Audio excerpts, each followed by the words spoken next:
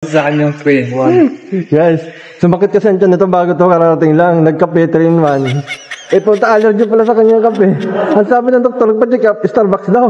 Eh, bakit mo ang gamot mo? Bawal sa kanyang mga 3-in-1. Sirita tayo.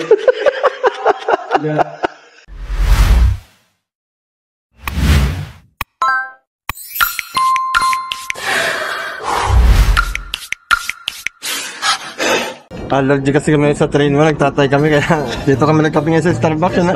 Yan kasi ang payo ng doktor, sabi ko, mapacheck up kasi daw.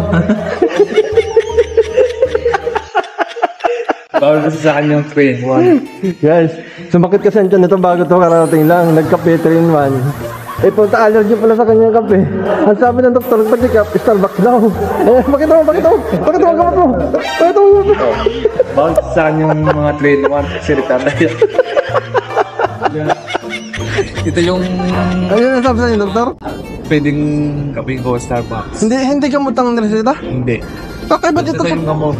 Starbucks talaga. Kakaiba dito sa Taiwan. Oo, maya. Siguro kasyosyo to ng doktor. Ha? Kasyosyo dito sa Starbucks. Baka siya mayari nito. Sabi niya, Starbucks talaga. Baka siya mayari nito. Sa'yo po. Ano nasasabi mo sa mga balak magkapalit sa Taiwan? Magdala na ng 3-in-1? Ay, ganda lang. Sige po. Kasi Kasi wala rin, di mo rin maintindihan. sasagutan dyan. Saktan mo. Kasasayo lang. Katay ka, kasi pag-sikat pare, sila sa'yo ng doktor. Starbucks na lang.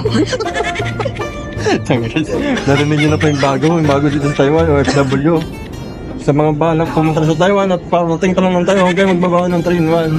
Kasi bawal po dito sa Taiwan, magtatay lang kayo. Ito ang payo ng doktor ng Starbucks daw. Siguro kasyosyo siya dito, kaya siguro masasabi itong nirekomenda ng gamot.